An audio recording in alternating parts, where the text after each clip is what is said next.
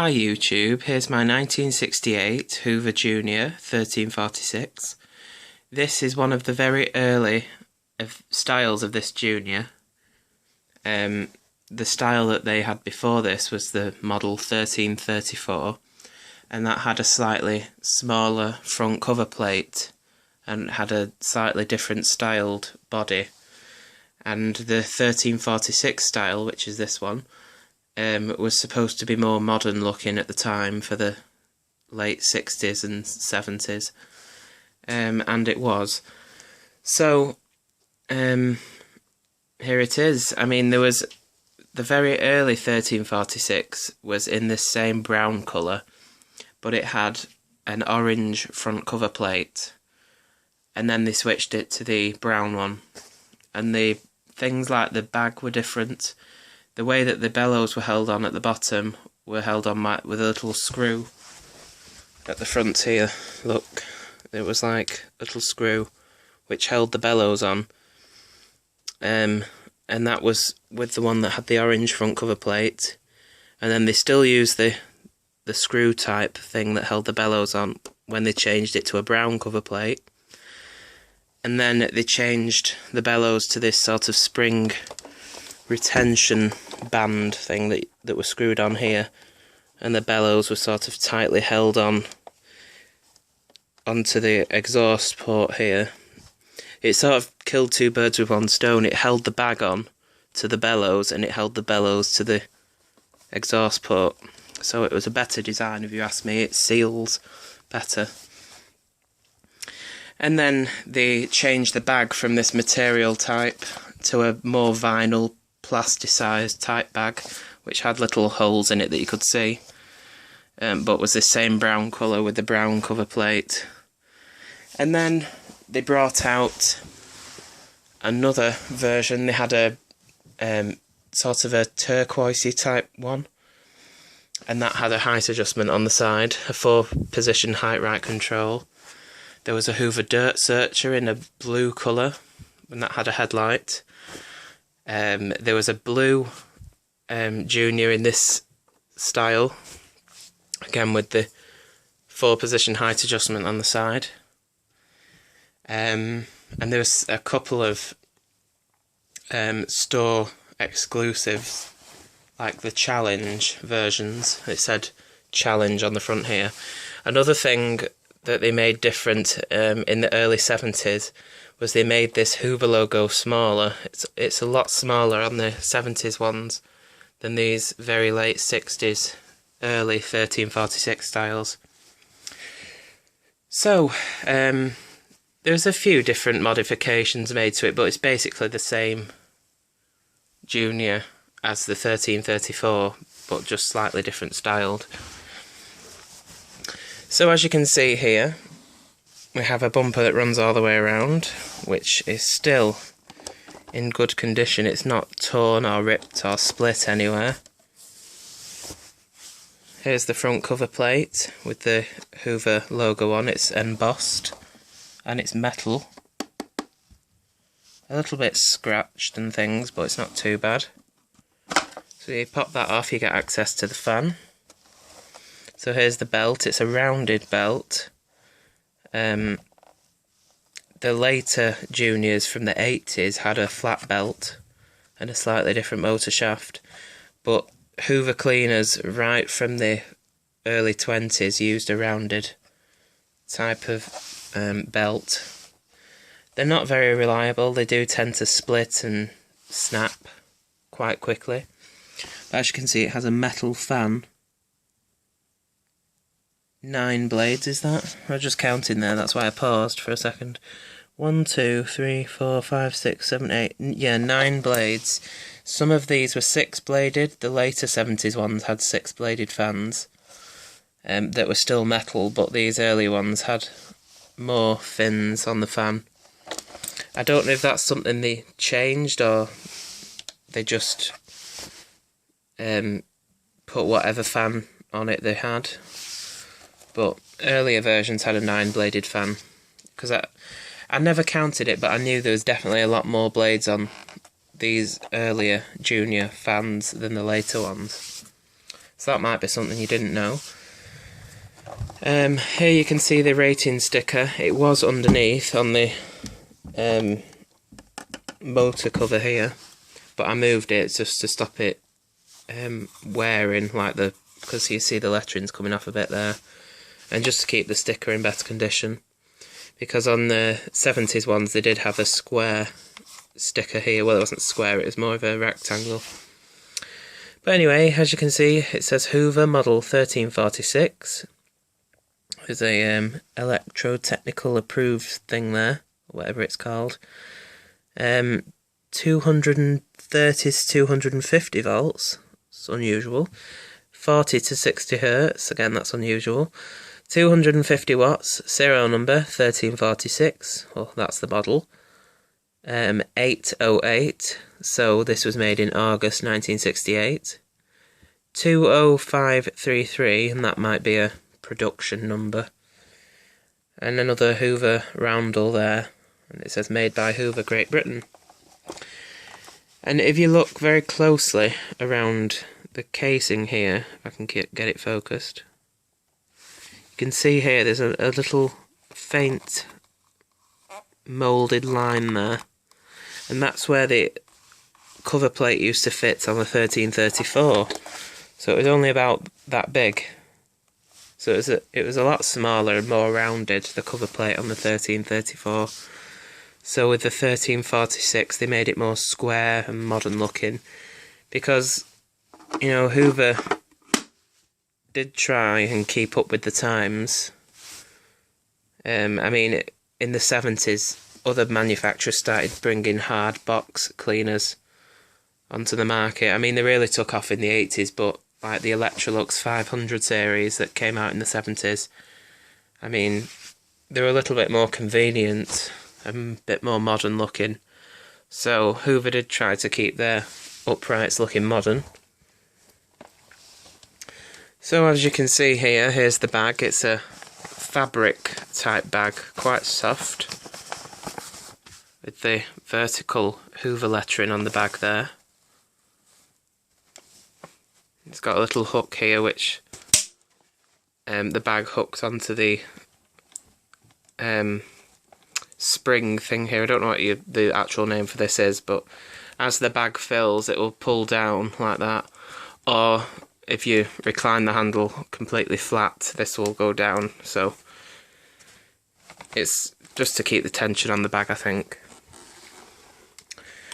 So you can see the bag's a bit wider here. That's because the bag is a bottom fill style, and as it fills it sort of uses this gap here to spill out, if you see what I mean. The zip is on the side here. It's a metal zip, or zipper if you're American. And that undoes from bottom to top. As you can see in here, the rather bright, needless to say, H1 style of bag. So it's for all junior and senior cleaners. As you can see, it's got a picture of a senior ranger, a junior, and a junior dirt searcher on there. And as I say, these are bottom fill. The 1334 was the first to use this style of disposable bag.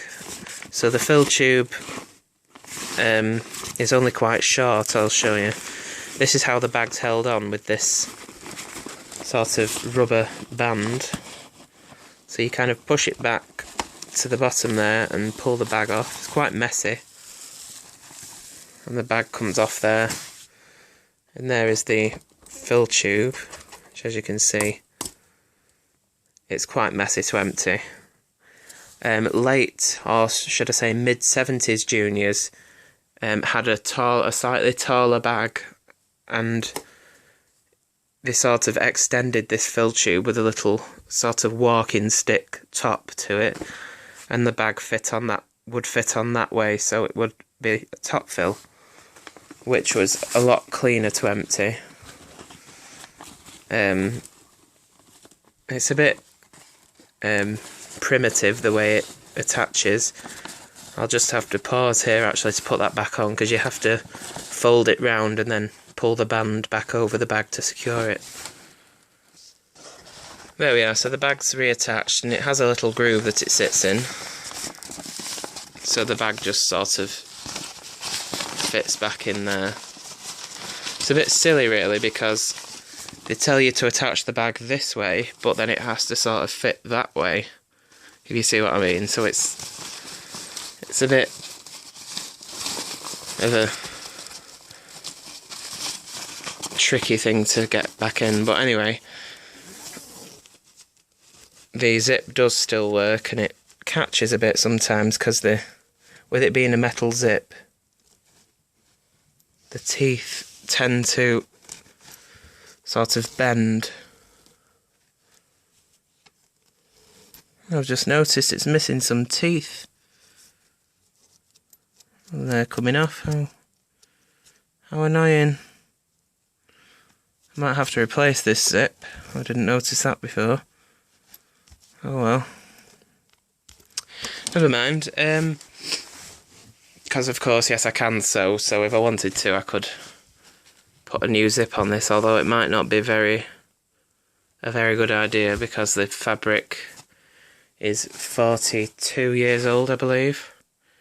So it might not hold up me trying to unpick these stitches and re-sew a zip back in, so I might just leave it. The only problem is it won't go right to the bottom. It stops about there. So that's a shame, I only just noticed that, but never mind. So anyway, at the back here you've got a handle release pedal, which does work, because oftentimes the front of the machine will fall down if you try and lean it back like that. But if you press it once, you get to the operating position, and then it goes to like a 3/4 position. If you press it again, it will go flat to the floor for getting under furniture and things.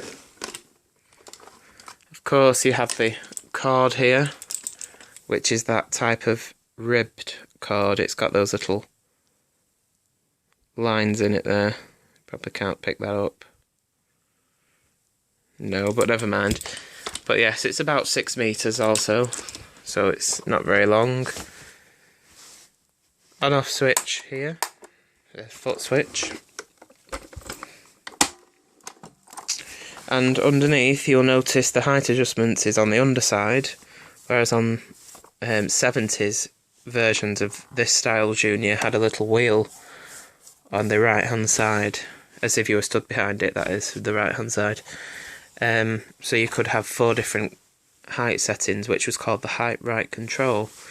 But with this you had to turn the machine off first and then turn it over, and then there was only a choice between 1 and 2, and you had to like press it down with both hands and slide it to either 1 or 2. I normally leave it on 2 because it seems to be adequate for this carpet. Little belt guard here, which is spring loaded, and Hoover's agitator brush roll. It has 2 replaceable brush roll strips here and 2 cast metal beater bars, which really does a good job on the carpet.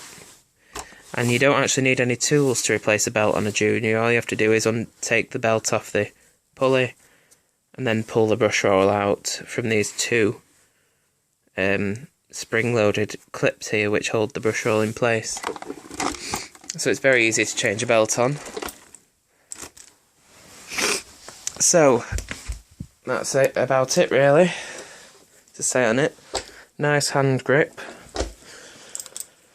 They are a little bit short and in general very small. Now a lot of you Americans, if any are watching, might think, oh, well, these Juniors must be suited for a British home. Well, I mean, look at it next to the door. It is tiny. It does take quite a while to clean this living room with a Junior because they're just that small. So I don't know whose idea it was to make a vacuum so small and call it an upright, but They do a really good job anyway, so it's not to worry. So anyway, I've got some oats here. I do prefer to use sawdust, but we still don't have any because our hamster died a few months ago, so we don't buy any more sawdust. But anyway, just put a few down here. I do have the tools, and if my camera has enough time left on it, I'll show you those. So here goes.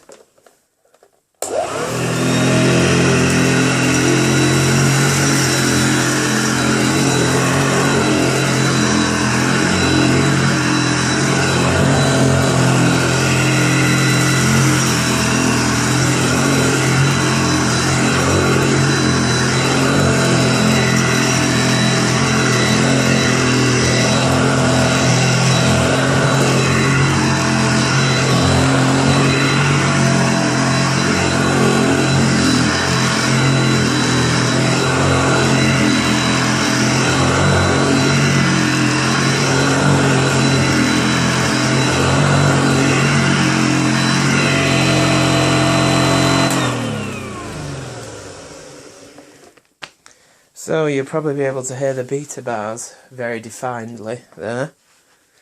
And it does have a very good agitation on these old Juniors. And they're very good. So yeah, that's it really. I guess I'll show you the tools. So these are actually in a senior toolbox, but when I got these tools they didn't come with a box, so since I had 2 senior tool sets, I thought that I would put the junior tools in one of the boxes. So the tools you would have got with the junior would have been as follows. You would have got the converter, the hose, a crevice tool, this dusting all-purpose nozzle, and an extension wand. The senior did have a more comprehensive toolkit, but the junior was less expensive, so this was all he got. And since I had a spare all-purpose upholstery nozzle, I put this in here because I do tend to use these tools when I have the junior out. So it's a very good upholstery tool this. It's got like these rubber fingers on the back, and it really does do a good job even with the suction of the junior. So to put the tools on, you remove the cover plate like that, and you would take the converter, making sure that this part was facing towards the right. You sit it in place. You could leave the belt on because this acted as a belt lifter. You just popped it in place like that, sit it in at the bottom first, then you turn this around, which lifted the belt onto the converter until these notches lined up, and that would remove the belt so you could put the hose in, which it just went around the outside of the converter. And when you turn this round, it brought this little metal pin up, which sort of engaged at the top here, so you couldn't pull it off. It wouldn't pull out. So then you take the hose with these, it has 2 little lugs on. You just push it in place, and then it's sort of twisted in place. It's a 2-handed job really. Let's see if I can do it. There we go. So I just twist a 1/4 turn to lock it in place. So that's not going to come out now. And it was really a better design for the tools than the senior, because this went straight into the fan.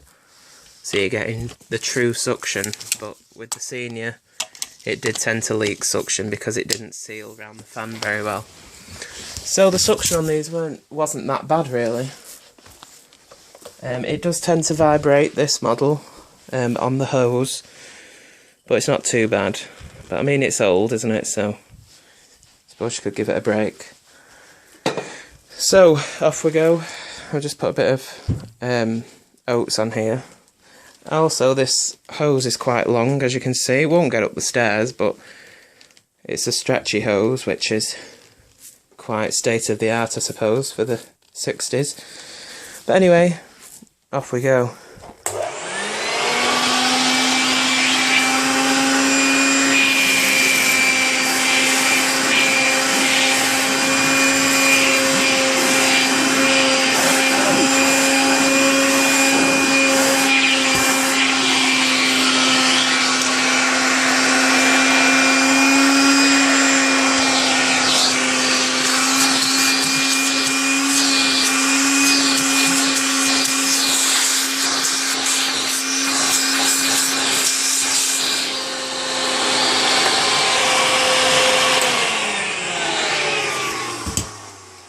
Now the suction isn't that bad really, it's not too bad. I mean, for what it is, it's only 250 watts, it's not bad at all. It's certainly adequate, especially at the time, for the upholstery and dusting and things, and getting around the edges. And of course when you turn that back, it puts the belt back on. So it's pretty much foolproof. You couldn't put the belt on the wrong way. But anyway, there it is. As I say, I'm quite annoyed about that zip then. I didn't notice that that was broken. Because, I mean, the machine's pretty much perfect, apart from that. So I'll see if I can do something about that. I may replace the zip, I might not. It might be a bit risky because the material's probably quite fragile by now. So I'll probably just leave it, to be honest. But anyway, there you have it. 1968 Hoover Junior 1346. So thanks for watching, and I'll probably see you again. Well, I will see you again in my next video, whatever that might be. So subscribe, comment, like, whatever. I'm not bothered if you do or not. It's up to you. I appreciate it if you do. That sounded a bit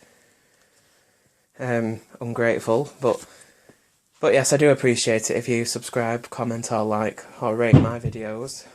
But anyway, thanks for watching.